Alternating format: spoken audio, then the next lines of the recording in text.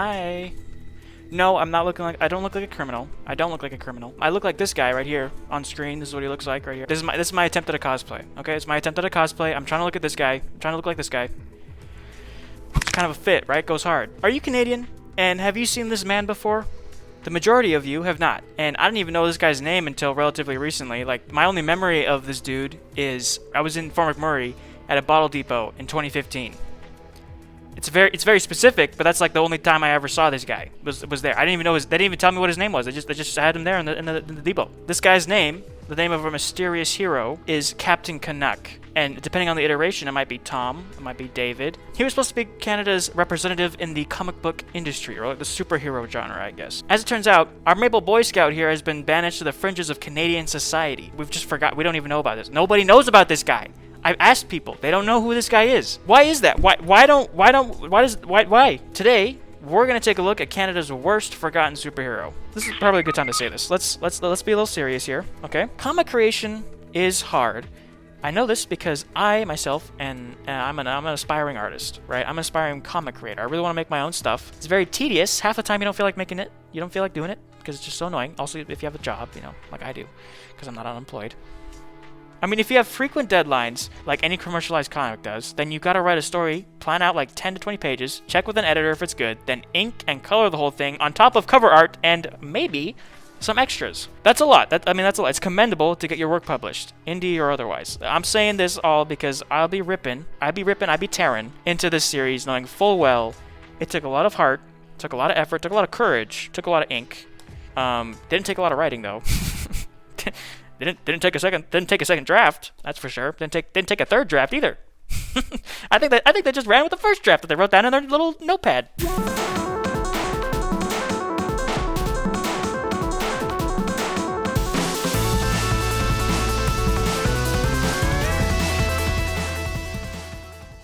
Also, shout out my coworker Terry. He was a kid in the 70s, and he bought these 3 issues of Canuck, and he gave them to me so I could read them and use them in my research. Very much appreciated. Thank you, Terry. Let's get this to 1 million views so we can all say thank you, Terry. Everyone say thank you, Terry, in the comments right now. The first ever iteration of Captain Canuck was in Captain Canuck issue 1. It was published in July 1975. Holy, that's like 80 years ago. That's crazy. July is actually a really important month for us in Canada because it's the day it's the month that we have the day that is July 1st, and that day is Dominion Day, or Canada Day, more commonly known as. It's the day that we got our independence from Britain. Very peacefully, might I add, very peacefully. It's actually it's July 1st right now. So instead of being at a parade, I am making this video for you because I want that YouTube cash, like that. See that? I want that. I'm going to introduce more of the characters later because that's when I wrote it, is later in the script. And just for now, keep in mind that we have the one important guy, which is Captain Canuck. The first 3 issues were written and drawn by Unholy. The visuals, they're interesting, okay? Just to say the least, the first three, it's very interesting. Now, I'm not a connoisseur. At least not when it comes to North American or Western comics, right? I'm a freaking weeb. I read manga. That's what I read. I think it's safe to say, though, that the colors and the line work kind of combine to make this really bizarre art style. It's not something that I've seen before. I have read old comics, don't get me wrong. I've read stuff. I'm not super knowledgeable about the 70s. I just know that they didn't look like this. At the very least, I know it did not look like this. It's a full-on Frankenstein featuring like inks, digital coloring, scrapbooking. Like you have photos of Canadian landscapes in this. It's I don't think it's a negative about this at all. I don't think it's bad. I appreciate the art style a lot because it really shows the determination that Cumley had in wanting to create this story. Like he really wanted to make this, despite it all. I guess I'm gonna say despite it all. despite his weird little art style that he has. No. It's cool. It's cool. It's very cool. I like it. I do like the colors. I really like this and that. I'm going to put it on the screen. I like this and that. These two. Very cool. Issue 4 is when we see legendary Canadian artist George Freeman partner up with Cumley. I mean, eventually Freeman would become the main artist, but you know, that was after a bit of back and forth. There was some issues that Cumley would draw entirely and write entirely, and then sometimes he'd hand over the drawing to Freeman, which, I mean, I love this guy's art. Freeman did an amazing job. I love his art style.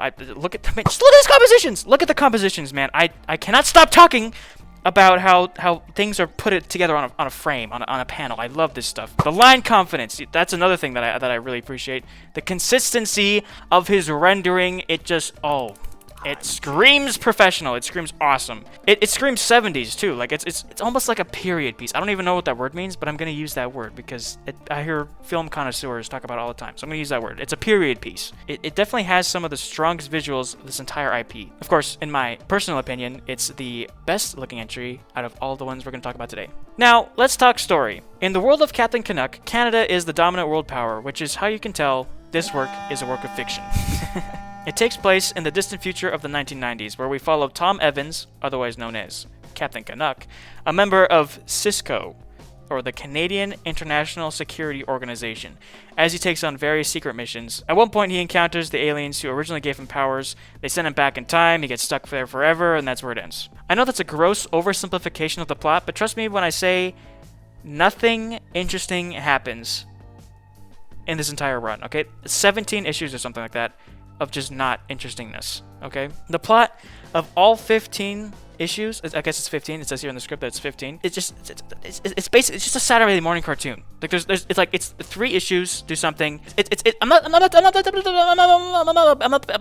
complaining that there's not a story. It's fine. I'm just saying that it's just Saturday morning cartoon like it's just every 2 months this thing would come out and they just they make up a new story, right? It was for 5 seconds. Directionless is the word I would use to sum this one up. It's directionless. Earlier in this comics run, Captain Canuck was actually deeply religious. This guy was praying, and every time he prayed, he had God on speed dial because his prayers were answered immediately. It was almost a superpower. It's almost one of his superpowers. It was pretty funny. Religious characters portrayed as good guys are not something that we see that often today. Maybe that's why I find this interesting. You don't see optimistic Christians nowadays. they're all doomsday.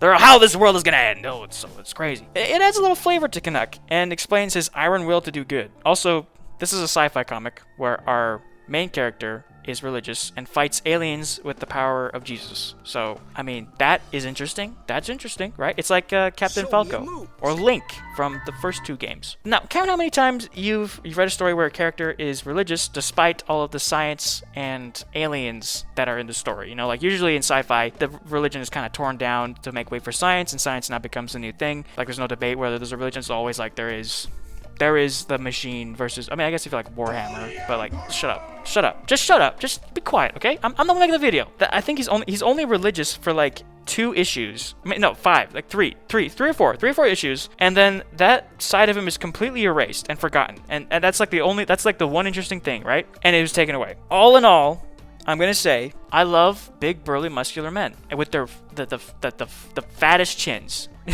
Huge chins, love that. They're just it's like Conan the Barbarian, right? It's sick, it's awesome. Pretty colors, reminds me of gasoline in the winter. The smell specifically, it's really cool. It's nostalgic almost. B tier. I'm literally uncreative. This freaking balaclava is getting, or whatever it's called, it's getting really moist. This ski mask. Captain Canuck's time problems aren't limited to his comic. During the original run, there was a 4-year break from February 1975 to July 1979. That's so long. That's 4 years. And then when they reached issue 14, there was a 23-year hiatus. I'm forgetting about. I wrote this script and I forgot all about this. This is crazy. I think that's a record for a hiatus. I think maybe Hunter x Hunter has maybe the same amount, if not more years. But that's crazy. I think I found someone who comes back.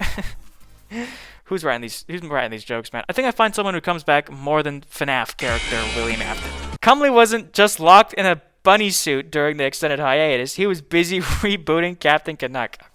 During the run, by the way, they haven't even finished their first issue and he's rebooting it already. Captain Canuck Reborn only lasted 4 issues and had us follow Darren Oak, a political activist who donned the mantle of Captain Canuck in order to advocate for freedom and peace. Kind of reminds me of Phoenix Jones. Also, we are introduced to a character who's so obscure. He only appears in 2, technically 3, issues of a comic that nobody reads. His name is Splatter. He has a paintball gun and he looks like the Phantom. Unfortunately, I could only find the first 2 issues, and from what I read, it's pretty mid.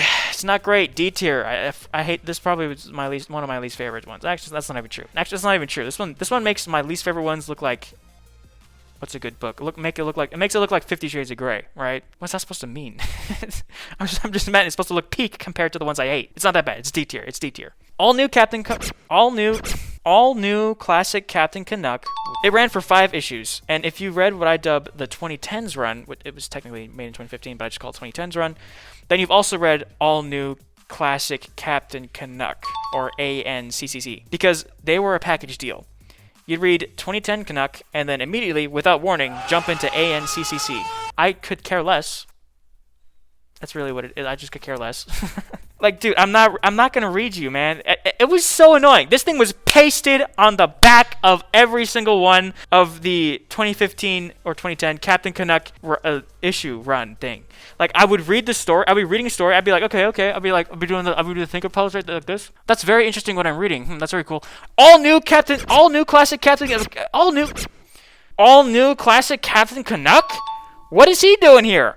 I don't want to read that. Like, it was right halfway through the story. I'd be so confused because a new thing would pop up. And I'm like, there's another Captain Canuck. Is it like a time travel? Is he gonna help the other one? No, it's just a different story. It's a different one.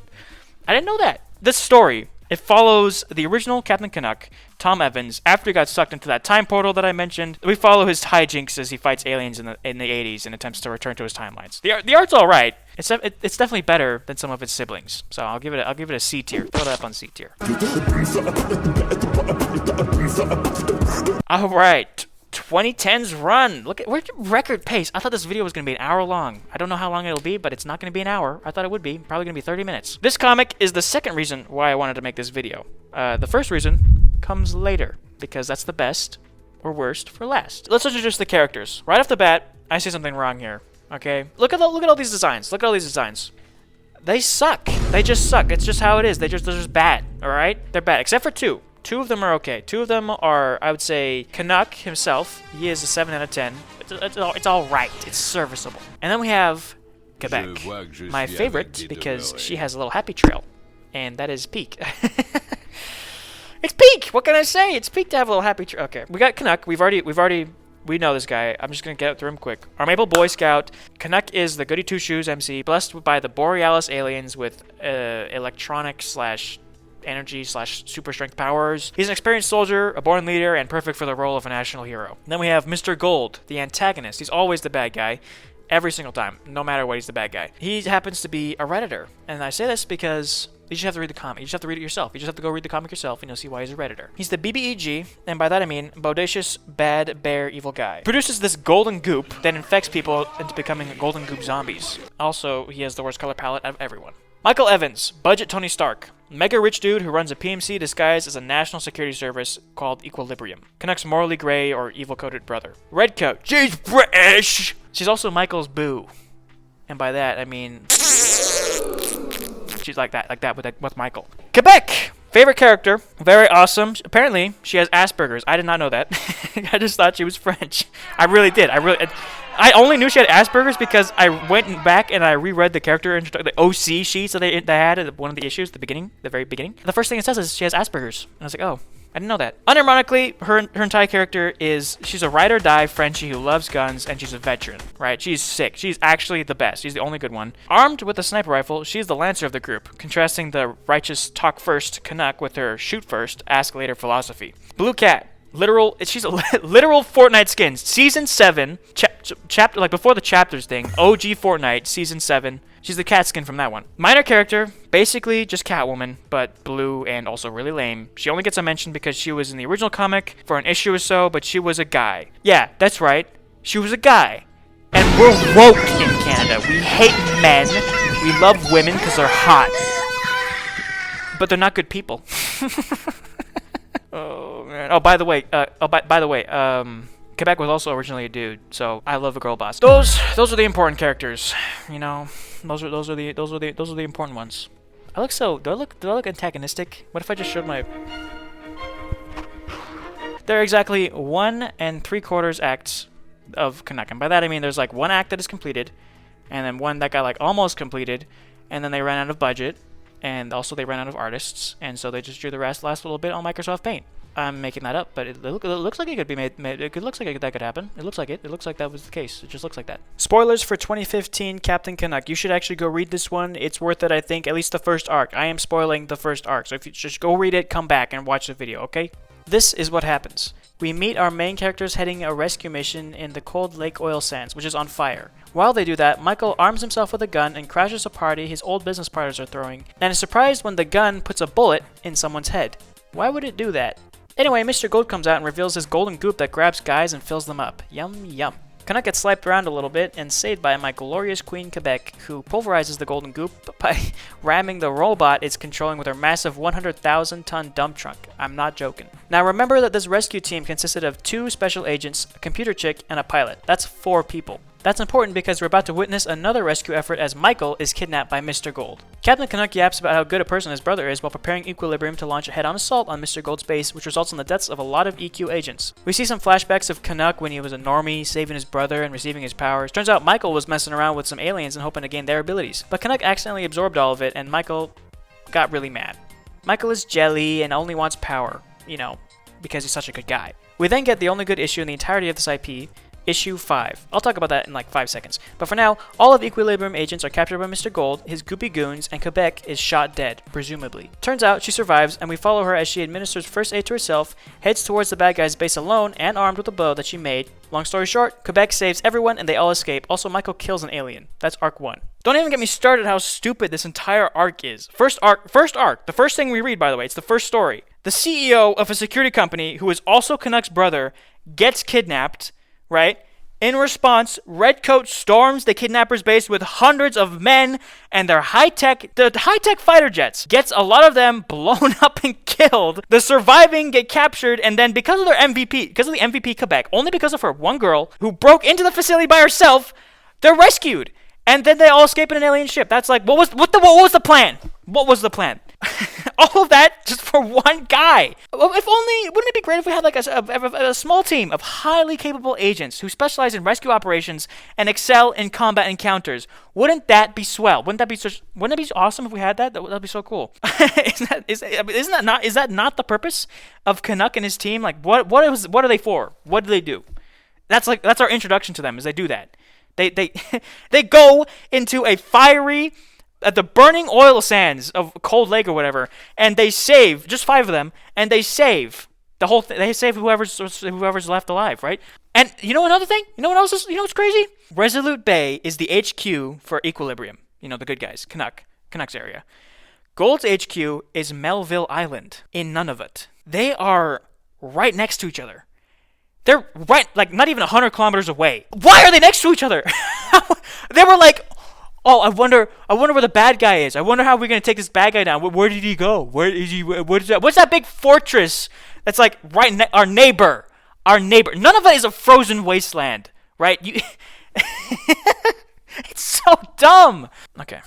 I don't have anything in my vocabulary that can express to you how idiotic that is. When I found that out, I was pissing my pants. I was so mad. I was peeing my little pants. I was urinating all over the floor and all over the ceiling. I was so mad. Okay, another thing that I take issue with before we move on is that Canuck insists his brother, Michael, is a symbol of peace and good.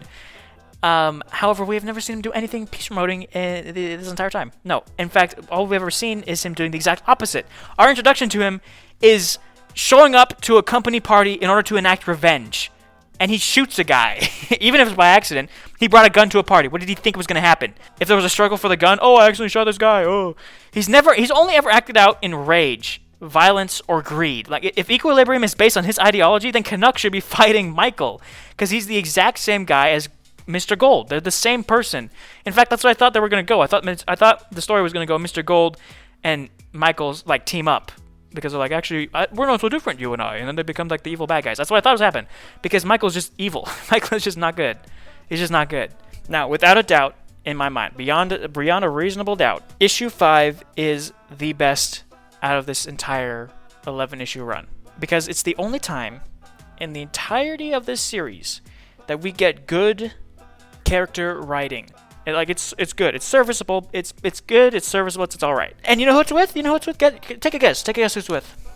The French one. It's the French one. It's that one. This one right here. This one. And because it's with the Frenchie, the comic is actually written in French. That's awesome, right? Now, a lot of people don't have experience with French like I do because je suis français, je suis des Suisses. I don't know how the frick you say that. My dad speaks French. I grew up speaking French. And a lot of people in Canada also learn at least a little bit of French, right? A little bit. It's not the most friendly to its audience. It's okay though. It's okay because you can just rely on the pictures in this comic to tell the story because it's a visual medium, and so we have some visual storytelling. Very cool, right? And because of that, this is also the one time in the entire comic where we don't get exposition rammed down our tight little throats. It's the only time purely because it's in French. That's the only reason why we don't get exposition, just because it's in French, because they couldn't be bothered to write in French, which is a good thing. I'm fine with that. Now, I firmly believe that the perfect comic only includes words in order to support the visuals in telling the story. That is to say, comics tell their stories through their pictures, and then they supplement those pictures with words. Why else would we have pages upon pages of panels depicting happenings if we could just use words? If you wanted to read words, just go read a book, right? I'm here to look at the cool freaking drawings they got. Like in books, for example, we sometimes see illustrations to supplement the words so that the viewer can get a better idea of what's going on in the moment of what they're reading. It's the opposite. I believe it's the opposite in comics. I believe that it should really just be pictures, and then you should get words to kind of fill in some of the gaps. Every once in a while, you can only do so much before you need to throw a little word out there and be like, okay, set the viewers on track, make it easy for the reader to follow the flow of the images by adding some words. It's more like a dash of salt on the end of like a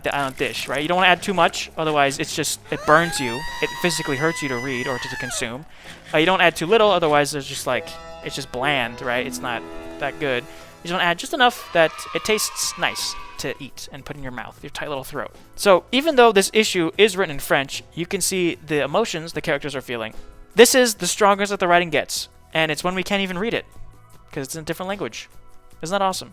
It is probably a fluke. Like, it's probably just happenstance that happened, because nowhere else is this quality replicated. Man, I'm being serious. The only thing that's keeping issue 5 from being peak are the Afghanistan flashbacks that play alongside the flashbacks that Quebec has of her dad. Like, just pick a flashback. Just pick one of them. And I don't need to have two of them, right? Just pick one flashback. Let's focus on that. When I said that the entire issue is written in French, I just meant the flashback with Quebec's dad, and then also the flash forward with her after being shot. The Afghanistan flashbacks are all in English, just to make that clear. The English ones are Afghanistan flashbacks. I guess the Afghanistan flashback is supposed to inform us about how Captain Canuck and Quebec met, but they botched the introduction so hard. Like, I didn't even know this guy she's talking to is supposed to be Tom Evans, like Captain Canuck, his real name. I didn't even know it was supposed to be that guy. He says his name is Tom, and that he's in this problem child program thingy because his exact line was he went to go do something that turned into a lot of something or something like that. He was so vague about it, I didn't even know. I didn't even realize it was him. Like, these flashbacks are so confusing. Why are Quebec's fellow soldiers attacking her during an active mission where she's protecting their asset, aka probably their friend too? Like, if it's because they have beef with her and not with the other guy is their friend and she's protecting him, and he's going into this really dangerous situation, and they're just attacking the girl protecting the guy. What? I don't get this. There's no reason given. Like, there's no build up to this happening. It just happens. It totally takes me out. Like, I actually just concluded in my head, but the only thing that made sense was that they were enemy scouts that somehow snuck past her. That was what made sense. I was like, okay, so these are enemies. But then reading it again, I realized it's just her squad members. I didn't know that. My favorite issue, by the way, it's my favorite issue, and it's my favorite. It's the best. It's the strongest, and I still have a yab session about it. Right? It is quite. I don't know any other words. It's quite literally just a book with some pictures attached. It would be F tier. This 2015 iteration, the entire thing, would be F tier. But Quebec, glorious Queen Quebec, my favorite. I will be drawing fan art very soon. Carries it to be D tier. It's D tier because of Quebec. Thank you so much. Thank you for this is my TED Talk. This is my Quebec talk. Hey, this is Editing Casual here. I'm here to tell you how much of an idiot Recording Casual was, because what are you talking about D tier, bro?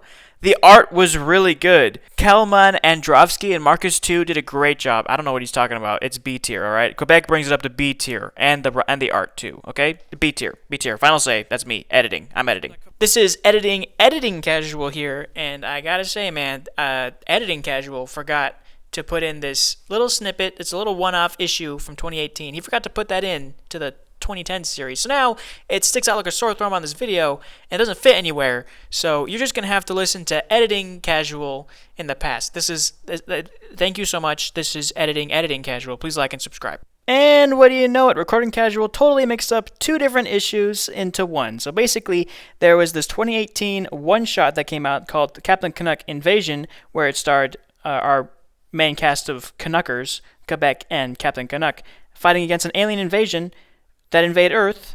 Well, like a big meeting with a bunch of politicians happening. This is the only snippet that I had. I salvaged the snippet because I got it mixed up with the original 2015 run. It's not. It's a 2018 one-off. But here's what I had to say, I guess. The Quebec is in there for 5 seconds. Donald Trump gets by an alien. That's kind of funny. It's funny. It's funny in the same way Twitter is funny, where it's just full of hate and spite, and you just can't help but laugh at how absurd and how hateful it is. But not towards our MP. I mean, of course not. I'm just like, why can't they all just? Okay, I can't say that, but why can't they all just in this fictional work, in this fictional very funny comic? Why can't they all just kind of get taken by aliens? Have to fight their aliens and stuff. Whatever. This is the only one that's S tier because it's only one issue. It's like 20 pages long. It has Donald Trump, which is so funny because the entire time I was reading it in his voice. And then we also have our glorious MP Trudeau, who Quebec saves because, of course, she does. That's her only fault. Now, let's take a quick detour before we get to the main event. My favorite part of this entire video. Let's take a quick detour, okay? Let's talk about Captain Canuck's online presence. Captain Canuck had a web series that was crowdfunded and came out in 2013. I don't remember what month, but 2013. It's actually a pretty expensive cartoon. I didn't think it was gonna be that expensive. I'm looking it up here. The web series, the goal was $50,000, and they made almost $52,000. That's crazy. They actually made their goal, and I'm happy for them. The series, it looks like I don't want to be mean because it's hard to animate. It's like a college project maybe, like a less than mediocre, a little less than mediocre college project of animation. It's not that great. It's all right. Like, I'll roll some footage of me reacting to it with a friend. Are you ready to react to peak fiction? I'm so ready. Are you gonna get my eating sounds in the thing? I hope so. It'll be so great. Oh, good. It'll be so great. It'll be so great. Okay. Is that a bomb? Okay. By the way, so how do I defuse Is that Ted Bundy? No. My boosters were online. That's literally the Parliament building. You know what he's doing? He's going into the Parliament building with the bomb. Nice. That's a good idea. Why didn't I think of that? Trust me on this one, Red. Hey, Throw she it. called it out too. Yeah, throw it into the crowd. Perfect. Yeah. How did fireworks. How did he know that would work? Thanks, All Red. part of the Also- show. Sounds like coke. Oh yeah, he has a jetpack, by the way. Let's go. That's what he wanted his I'm boosters sorry. to be online Did for. I interrupt something? I'm sorry. Sorry, Very bud. Canadian. Sorry, bud. Oh, Gentlemen, sorry. I'm in a bit of a rush, but while you're all sitting Oh, he in said prison, sorry I again. can No, take literally It every is time he Canadian. I do like it when Live they say sorry. sources I of love it fiction. when they say sorry. I'm being real. I'm being for real, by the way. I'm being for real. Live Canadian reaction. Live Canadian. Still working. Remember me? Dude, it's your girlfriend. Oh, hot lady from the crowd. What happened in that episode? Recap. Literally, in those so 2 minutes- so what happened in that episode is they break into a compound looking for information on Mr. Gold, and they don't get anything. But Captain Canuck gets captured by Blue Cat, who is under the employment of Mr. Gold as a contractor, as a gun for hire, basically. I like how the coolest sounding part of that, the breaking into the place, took about 4 seconds out of the 2-minute episode. It's like, yeah, they look like they're actually longer episodes than they are, but it's because they have how long? Their credits are like almost a third of the video. Literally a third of the video. Yeah, why is a third of the 5-minute webisode credits? It's crazy. Well, I was hoping you'd tell me something useful, but all you're doing is twirling your mustache. I think I'll take you into custody now. Where's Redcoat? Perhaps your autopsy will yield more results. Blue Fox! For surgery. I don't understand why they did that. Okay, this next sequence, I actually have huge problems with, by the way, but I'll say it once it happens. After it's done, I will say all my problems I have with the sequence, okay?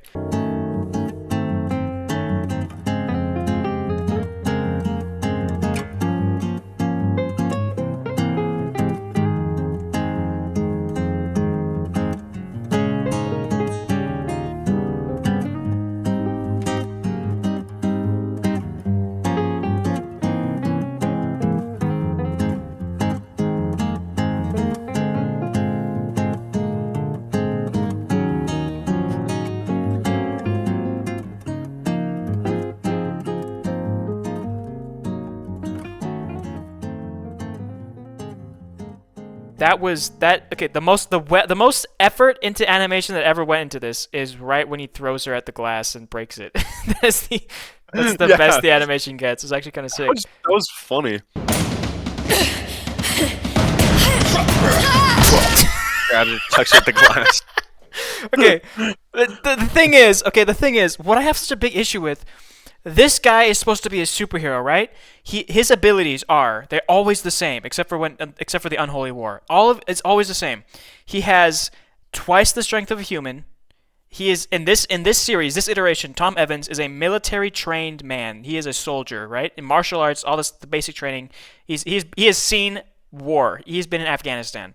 Okay, but like Canadian military though, right? Yeah, but still military nonetheless, right? He can Like fight. a U.S. Marine, just like a U.S. Marine could beat him up probably. Yeah, sure, but this is not a U.S. Marine. This is Blue Cat. But no, okay. Hoorah. But what I'm saying is, first of all, military trained, twice the strength of a human, has energy powers. Like his guns are charged by him. He charges his guns. He breaks that glass. He just did a charge to break the glass, right? And that's supposed to be like a containment cell, so it's supposed to be really strong glass. We can assume, I guess. And like Right. throwing a human being into that glass did not shatter it completely. It only broke a little bit of it, right? So what he does once he gets out is he looks for his equipment, which he should not need because he has superpowers to fight this cat. Right, and he has energy cells protecting his body. Like that knife is not going to do anything. That knife will break before it gets to him. Right, that we've seen. But he needs his batons. He doesn't need his batons. He literally shatters the glass with his hands, and he thinks, what do I need to? I don't know. Just incapacitate this combatant. I should get my weapons. I don't. Never mind the superpowers that I have and the armor I literally have ingrained in my DNA. I need my sticks. Like I'm like, dude, you can just fight her. You don't need. He gears up in the middle of the fight. She's incapacitated. You've got, Captain. Bro, he gears. No, I have batons. So he throws her into the glass, and then instead of going and like knocking her out and like finishing the job, he goes over to his equipment, gets dressed, and this results in her getting away. That wouldn't be sportsmanly if he knocked her out while she was down. What? Shut up. That doesn't matter. That doesn't matter. Is object? Okay, whatever. He can break a gun in half, and you know what he went for his stupid little batons. We had some like.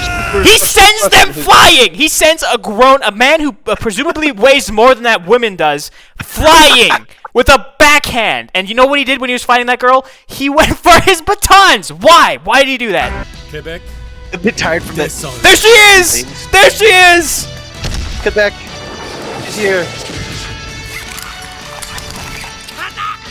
Notice how she did more than Canuck did. Notice how she's the one who actually caught the guy. I'm gonna make a separate video for that, as in just like me and my friend reacting to this, because it's its own thing. Okay, I can't really fit it into this video as much as I would love to. I can't fit it into this video. There was also a couple ads which we react to in that video too. So keep a lookout. It's probably gonna be linked to this one. It's funny because of how not amazing it is. I hate to just, but they got $51,000. Who am I?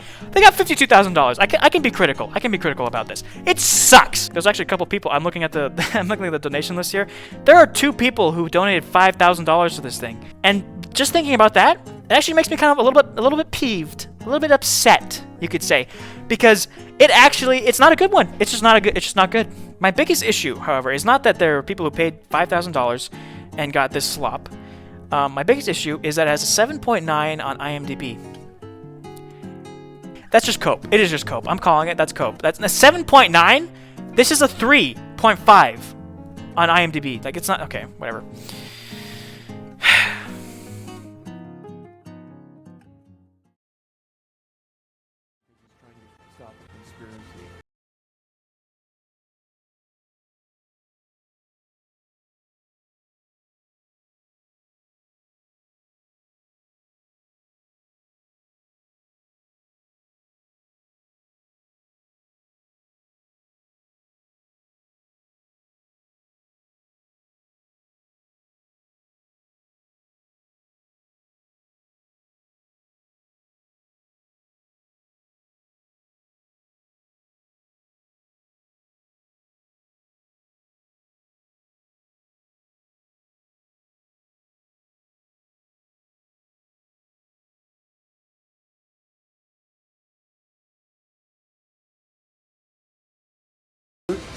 and he just gets a little tired of new process.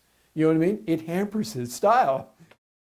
Okay, now we are at the main reason why I made this video. This is the reason I became a YouTuber.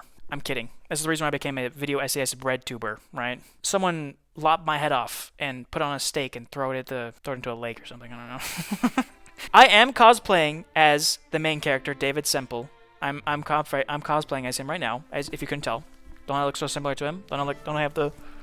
I got the freaking red. I got the red jacket. Don't I look like him? Despite that, he is probably the character I hate the most out of everything I've ever written. I think I've learned what hatred is. I've learned how to hate because of this character. This entire video is built on the foundation of hate towards this character. Not the writers, although the writers have some fault to this. Just this character right here, this one, right on the screen. This is the art for issue 3 of the comic. It looks awesome. It disappoints, right? I wish I will get this as a poster somehow. I'm gonna get this as a poster in my room, but I'm gonna hate it still. I think this comic actively harms its readers by feeding them delusions of hero fantasies and trying to convince them that this self-serving redhead is a good role model. I like redheads though. My mom's a redhead, so love you, Mom. Don't watch this video, Mom. It's not worth it, Mom. This is our introduction to the main character, David Semple. My parents weren't murdered in front of my very eyes. They're alive and well and living in Moose Jaw. No one killed my partner. I'm not part of his top secret government project. So what makes a guy put on a costume and fight crime? What if a man became a superhero just because he knew he could? That's a stupid question. It's such a dumb question. A hero is someone you look up to. A hero is an example that you follow, someone who helps the less fortunate.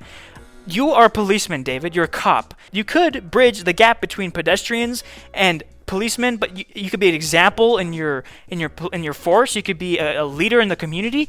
You could do all these things. But that's not flashy, is it? There's no glory in crime reports or parking tickets. The blue of your uniform, it's not as flashy as the red of your leather jacket, is it? You could have been a paramedic. You could have been a firefighter. If you're smart enough, which you aren't, you could have been a doctor. But no, that takes honest, hard work. That's something that's difficult. It's grueling to do that. Plus, you're not even seen for your efforts. What if a man enacted his fantasy of becoming a superhero? Would he do more harm than good? Hey. Oh, what is that? What is that? That's how we say it. That's how we say you're a bad person in Canada. That's how we say this is how we say you're a bad person in Canada. Yeah? This is how we say you're a bad person in Canada. We do this, right? Hey, Mr. Canada, don't move. I mean it. You better do like she says. Easy. I said don't move, buddy. You don't want to shoot me, do you? I'll do it. Listen to her, man. She will do it. See, you don't really want to hurt anyone. Why don't you just... I tried to tell him.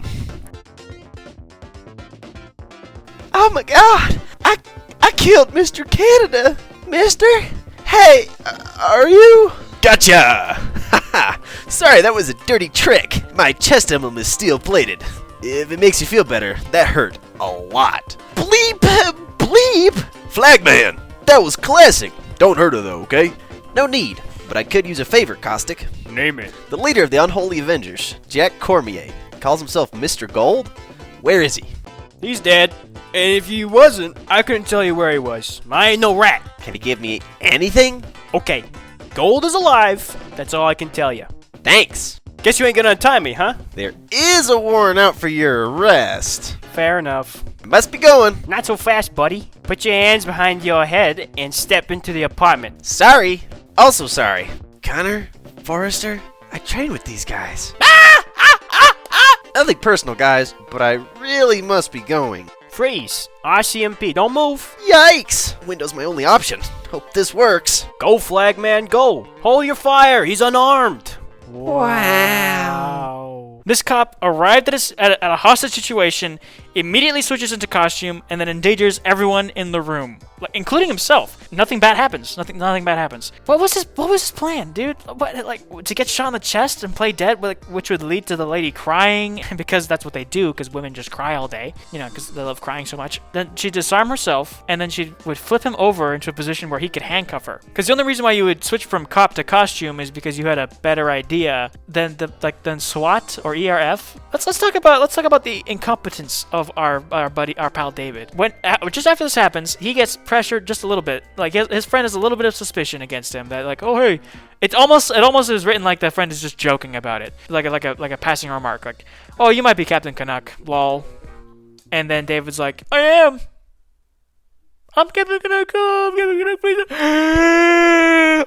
It's so stupid. I hate it. Like, listen to what happens. Hey, you missed the whole thing. Captain Canuck was here. Really? Oh man, I was in the can. If only ate more fiber. You're him, aren't you? Seriously? Me? Come on, Dave. You're an athlete. You talk about superheroes all the time. You're gone when he shows up. You took your lunchbox, which has a lock on it, might I add. I had a bad experience once at the academy. Remember? Someone put a strip search glove in my sandwich. I remember that. I think it was Forrester. Seriously, don't try to change the subject. You're him, right? Okay, you got me. I'm him. Cool. Christmas, aren't you even gonna ask me why? Hey, what you do on your own time is your own business. Wanna grab curry? I guess. Nothing like a good vindaloo for breakfast. Amen, sister. Okay, why did you become Captain Canuck? If you really must pry. I must. About a month ago, I was in the city. I was looking for a little used bookstore. Anyway, I hear this bomb go off a couple blocks over. I remember that, but the Vancouver police ruled it to be a gas main explosion, didn't they? I got to the scene. There was this guy outside. The house was totaled. I go to this guy on the ground and he says, Mr. Gold did this. Gold's alive. Then he died, right? No, he was kind of disoriented. He told me he was in this witness relocation program.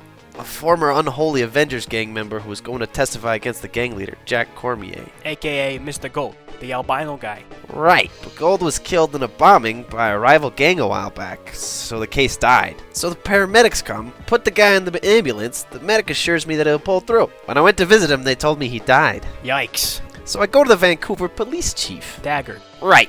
I hate that guy. That's why I go see him. I tell him the story. I'm out of my jurisdiction. Vancouver City Police have the beat in Vancouver proper. He doesn't believe you, right? Slams his hand on the desk and throws your butt out. No, he believed me. He tells me that the Vancouver City Police will handle it and thanks me for the information. So naturally, you decide to become Captain Canuck to look into it yourself. Right. Be honest. You're doing this because you've always wanted to be a superhero. Perhaps. I'm cool with that, but if you need any help, I'm not asking to be your Jay Silverheels or anything, but you know I'm pretty good at tracking people down. I may surprise you. Thanks, Keith. But I've got Claire looking into it. Claire Sinclair? Claire. Our old instructor from the police academy, Claire. Ooh, gee mama! You still in love with her or what? Shut up. With the exception of his costume, Captain Inept does not try once in this very short heroing career to conceal his identity. What if a man became a superhero because he could? What if he did that? What if he just did that? What if a man became a superhero just because he could? What if a man did that? He just wants to. He has the inability to conceal his identity because he wants the attention that comes with being a superhero. The plot is him discovering an old case, rediscovering it. He brings it to a police chief, and then the police chief is like, "Sure, we'll look into this." And David's like, "That's not good enough." Like, okay, maybe the cops are corrupt. We don't know that. We don't know. We just know that the cops. For all we know, the cops are just okay. David just says that the guy just said it's not. It's out of our jurisdiction. Let's hand it off to the people whose jobs it actually is. And David's like, This rubs me the wrong way. I want this. I freaking hate this guy. This is not admirable. This is not relatable. It's not even motivational. There's no cause. There's no effect. Why do all of his cop buddies just kind of accept it and go along with it? And by all of them, I just mean the one guy that he's friends with. It's illegal in Canada to be a vigilante. It's illegal. Like, it's against the law. Criminal Code 423, Section 1 or whatever. That's the law. And his policeman is aiding him in the crime. That's so funny. That's so funny. If he thinks it's in his ability to enact justice, that's kind of wrong, because he's not. he's just abusing his legal power. Is he tripping? I get that impression of him a lot, that he's just, I can't just keep yapping about that. What if a man became a superhero just because he could? I keep writing that in the script because I hate that line so much. I really hate that line. Batman is a vigilante, and Spider-Man, well, he's a menace. Just leave that to the authorities and quit having fun. Superheroes suck. I hate superheroes. That's not what I'm saying. I'm not saying that. Okay. It might be unfair to bring out real world law to counteract whatever's happening in a comic, right? Just to dig at a comic. I can understand that. But come on, justify why the cop is now a superhero. Just justify it. Make it make sense. Superman's crime fighting is allowed because he's the defender of Earth, right? He's fighting people who are aliens that are coming from outer space, and he's protecting the planet. And the local authorities don't really do anything about that. Like, he has worked with local authorities before. Like, he'll work with the cops sometimes. Batman is a detective. He has a rocky relationship with the cops, but he's a detective. Like, he doesn't arrest anybody. He hands them over to the cops, as far as I know. Spider-Man, he just is illegal. He's technically a criminal. But he has a whole purpose as to why he's doing it. You know, with great power comes great big booty babes. Am I right, guys? I'm not gonna keep bringing up the law. That's the one time that happens. Just keep in mind what the cop is doing in his spare time. It's a crime. Oh, what a surprise! The policeman's like doing crimes. What? I'm just trying to guess what people are gonna say in the comments. It's almost funny how he can't keep his identity a secret. His partner told her work colleague, he told his partner, and then he tells a member of the local biker gang that he's actively fighting this biker gang, by the way. This guy's a member of the gang that he is trying to tear down, and he tells them the identity. Even if that member claims to not like mess with Mr. Gold that much, dude, why? You're just trying to get your name out there. You're just trying to get your stick. It's that obvious. It is that obvious. You need to see this next sequence for yourself. I'm pretty sure this motorbike is a reference to Captain Canuck Reborn, which is the weirdest adaptation, but you know, it's whatever. So, what do you think? Sweet. I'm not sure about the jacket though. Who would have thought back in high school? You, a superhero? Me, the owner of a fine establishment such as this? And Unholy Avenger? I know what you're gonna say. I know what you think of the Unholy, but I'm telling you, I don't see any of that stuff they're into. It's a motorcycle club. The bad stuff isn't done by the bikers. The real bikers, I mean. It's guys who trade in their colors for suits and ties, man. I'm in it for the wind in my hair. The open road. Your hair? Want some organic spearmint tea? Seriously? I know you're a coffee man, but caffeine's a drug. Sure, pour me a cup. So you met Jack Cormier, huh? Mr. Gold? They dropped me off his yacht, chained to an anchor. Other than that, he's not a bad guy once you get to know him. Which brings up the question. You weren't near the Vancouver Yacht Club last night, were you? No? Why? Someone fired a rocket launcher at the yacht right when they were dropping me into the bay. Gave me the distraction I needed to get away. Wasn't me, dude. I hate guns, especially big guns. That's one of the reasons I left Bosnia early. You know that. Left early. That's not what the sergeant called it. I know what he called it. So, what's the FTP stand for on that tattoo? It's an internet thing. Means file transfer protocol? Sure it does. Like I said, I'll help you in any way I can, but I can't go against my own club. Whoop! She's all yours. Damn, it's a sick bike. I know what Dennis means. Nothing feels quite like this. Am I making a mistake by letting him in on Canuck? 20 minutes later. I'll stop in on Keith. He's got to see this. Hey, Keith! Hey! What? Dave, you can't come to my house dressed like that. Why not? Okay, why do you decide to wear a mask? Same reason any superhero does. To hide my identity. So bad guys can't get to me through my family and loved ones. So, doesn't showing up at your best friend's house, dressed as Captain Canuck, kinda defeat the purpose? Good point. I'll be going now. Oh, hi, Dave. Uncle Dave! You told them? No, they must have just recognized you. So humiliated. Well, Keith and his family got blowed up. They got blowed up. Conveniently, Canuck happens to arrive just in time to save his friend Keith and his family as the real heroes get to work putting out the fire and tending to everyone's wounds. It's so awesome. I love paramedics and I love firefighters. I just can't decide if Keith is a gold-hearted friend or if he's just stupid. Either way, he needs to distance himself from David because it's not gonna end well for him. Just for some context, because I realized I did not include this part in the original edit. This is me editing casual here.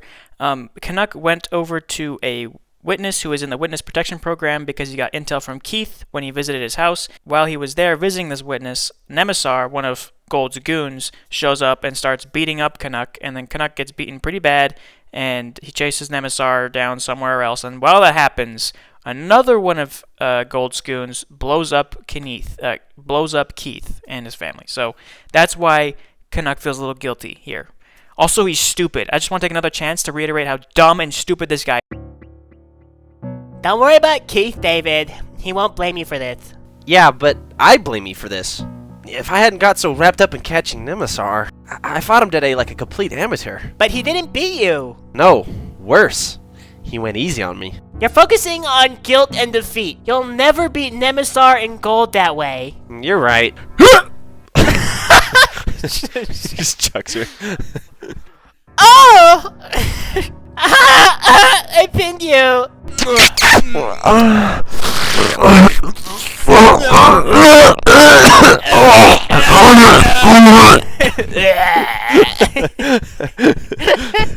How's that?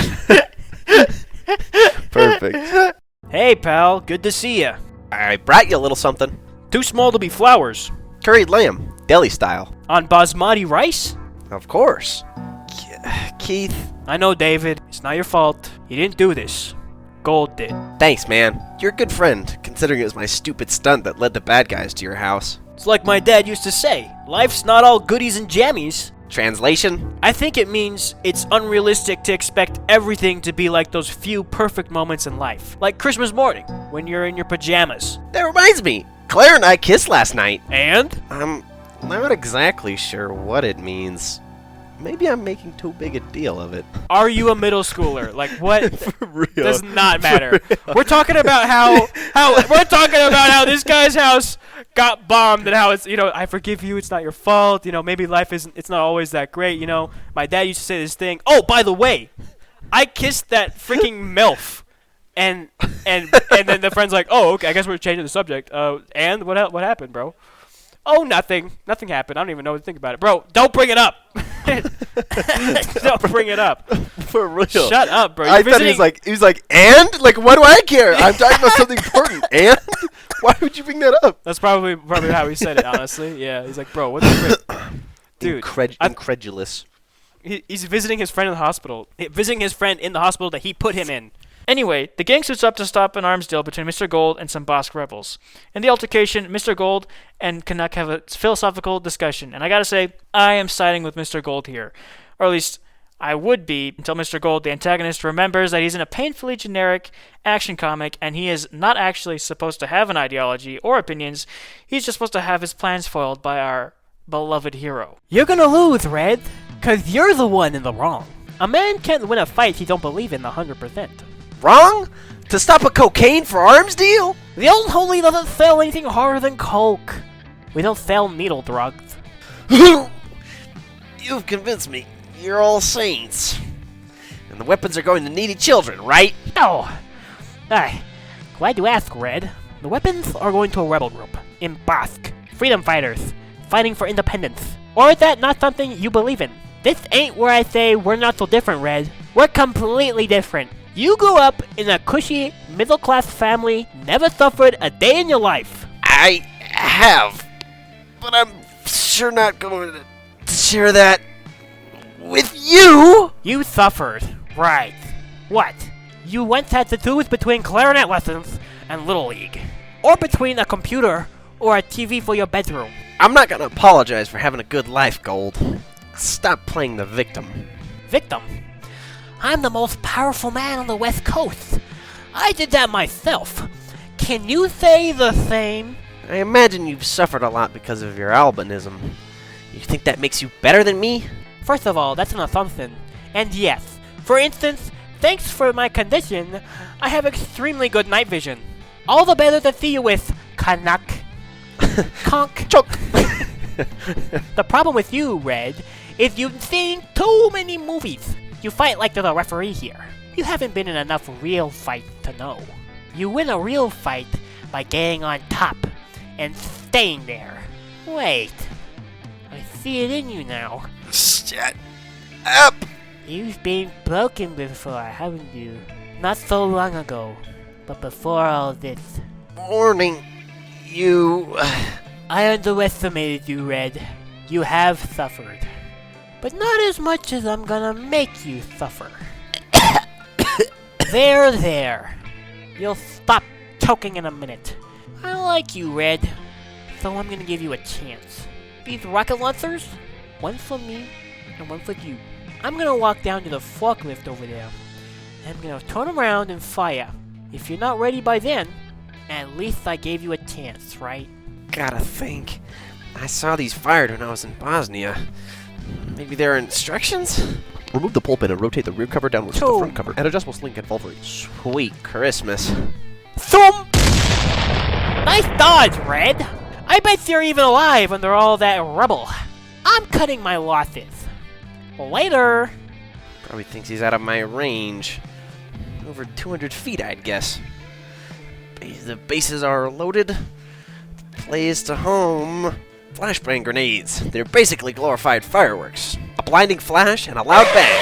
Holy shit! Bang!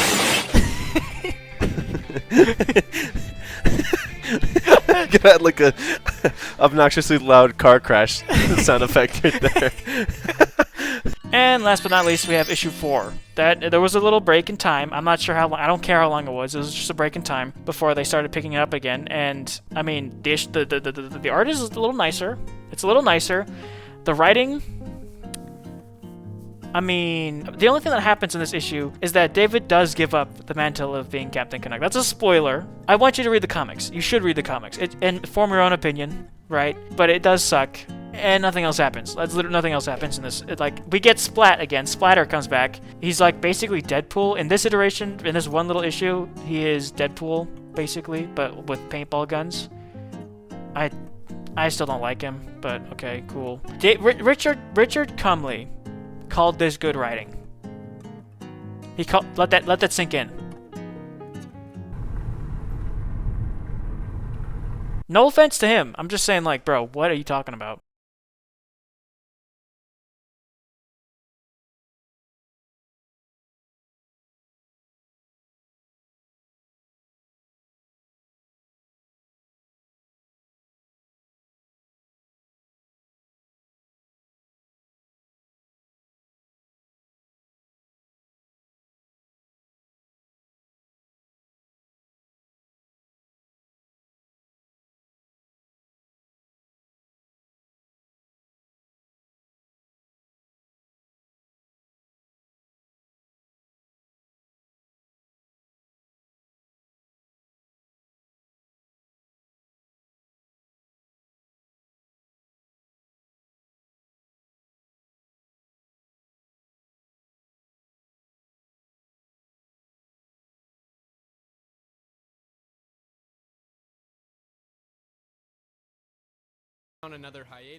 The intention to name their superhero after this real-life hero who lost his life tragically is, I can see where it's coming from. It's good. It's well-intentioned. It's meant to be a tribute to this person. Unfortunately, the execution of said tribute is rather poor. It's very poor. I didn't know anything about that real-life event until after I'd finished reading the comic and after I made my mind up about all this stuff. But now, having found this video and learning about that tragedy, it only makes me dislike this Unholy War comic more. When I found out that this was supposed to be based on a real guy, I got really upset because this is what they presented us with. This is what you gave me as a tribute. If you did this to one of my family members, I would come for your head. I would. That's disrespectful. Okay, it's a thought that counts. I want to make that clear. I tear into the character and the writing and how this little superhero goes about his day, not the real person in real life. Let's be clear about that. That's not what I'm trying to get at. And with this new perspective that I have of this character, I think it's only more appropriate to be even more critical of this comic. That's my thoughts on that. Look, man, I really want Captain Canuck to succeed. I really do. I know how much I've been hating on it this entire time, but I hate on it so much because I see potential. There's potential here. He could have been, a symbol of Canadian artists creating things in Canada supported by Canadians instead of just moving out and getting more money by working in different countries. Oh. Captain Canuck, Tom Evans, is a bilingual, half-indigenous do-gooder who believes in his fellow beings. That's amazing. That's awesome. I love this. His character is very relatable to, I would say, a large portion of Canadians. And I like this. I like this idea a lot. Canada is a nation without a single national identity. There is no purebred Canadian. There are, however, people like me. Canadian American, South American, European, bilingual little guys with immigrant backgrounds. Bilingual is being a little generous. I forget all the languages I learned, but whatever. In my opinion, Captain Canuck would fulfill his full potential if he were to explore combined themes of national and personal identity. Or, like, what does it mean to be Canadian? Are there struggles of... Sorry, I can't read with one eye. What are the struggles that communities face when striving to live in a cultural mosaic? How would the representative of Canada, Captain Canuck, deal with the sins of his nation, particularly against his own people? Because lest we forget, he is a First Nations individual, which means we did little oopsies. We did a lot of oopsies against them. So that's kind of... how is he going to tackle with that? That's interesting. It's conflict. The more I think about Canuck, the more I imagine his potential. And the more I imagine his potential, the more I am disappointed and I feel sad. Because this could have been awesome. Now, I hear some keyboard warriors typing some kind of something about comics are meant to be fun, stupid, and also, if you want heavy and deep stuff, just read a book. That's what you guys are saying. You are saying that. If you're typing in the comments against me right now, you're saying that right now. That's probably what it is. It's fine. You can say that. I just thought I disagree with you because, one, yes, I am fun policing. I get that. I am policing the fun. That's fine. I have fun doing that. Two, this comic is boring. Okay, it's not fun. So really, I'm not actually fun policing. I'm just fun. I'm having fun tearing something that I like to shreds. 3, this character tried coming back more times than William Afton in FNAF. I cannot stress enough how many times this guy's been rebooted, coming back. He's coming all over the place. He's coming everywhere. It's crazy. I'm merely suggesting that this character wouldn't have to keep dying and reviving if it had half-decent writing and a half-decent marketing team. Because let's face it, if you want something to succeed nowadays, you need marketing. You need those influencers. You need young people to make ads for you. Because if you don't, then you just get Transformers 1. What happened with Transformers 1? It died. It had 2 ads and it was a flop.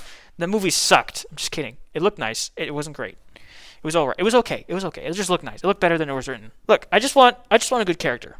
I just want a good character. There are plenty of cool Canadian heroes. Most of the time, it's just a fun fact that they're Canadian. Wolverine. Hey, did you know that he's Canadian? Did you know that?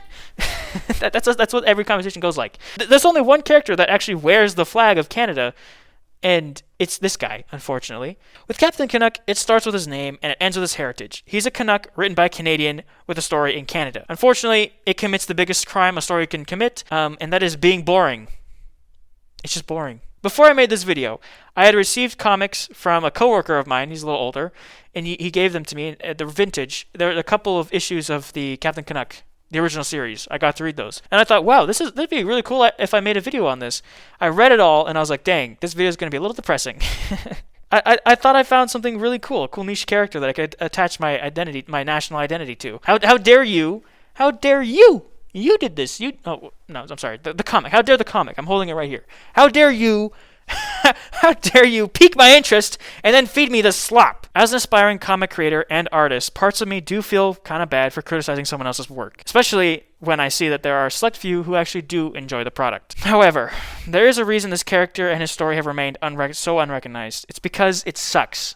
It's not good. Like the art can be bad. The art can be bad. That's fine. Mob Psycho 100. Beautifully written. Art, not the best.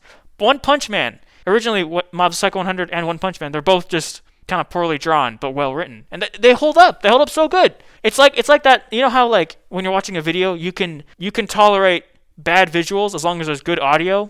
I'm saying this as I sound bad and I look bad, but it's like that. It's like the visuals can be bad as long as the audio is good. So the writing can be good and the visuals can be bad. It's fine. I just want the writing to be good, you know?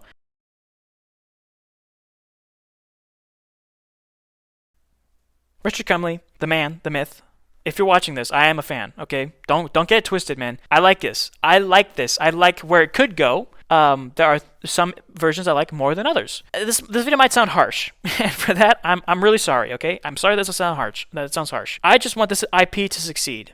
I cannot reiterate this enough. I like this character. I also really like Quebec. Quebec's my favorite, so Just keep her. She's awesome. On top of that, I am a new gen, right? I'm young blood. I want people my age and younger to know about this character, so that's why I'm making this video, first of all. Even if it's not in the best light, I do want them to know about this character, because I want to see a good adaptation. I want Canadians of my generation to make, amazing art in various mediums. It doesn't have to be comics, it doesn't have to be stories. It just has to be art.